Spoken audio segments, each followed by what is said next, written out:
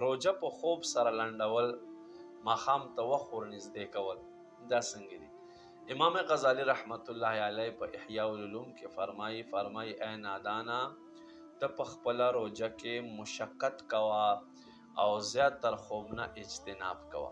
یاد ساتئ روجه د دې شیز نوم دی چې ته په خپل بدن باندې لږ تکلیف راولې، مشقت کې خپل بدن واچوي او ته د دایمي ابدي ثواب حقدار او د آخرت د ښایسته نعمتونو کور حقدار وګرځېږي. کوشش کوئ ما عزتمندو، خوب کوئ، خو داسې نه چې تاسو د خوب وګرځېږئ، بلکې خوب لپاره د عبادت کوئ چې عبادت باندې قوت میلاو شي. داسې نه چې ستا او ما عزتمنو سهار سملو او بیا ماسپښین را پاسه.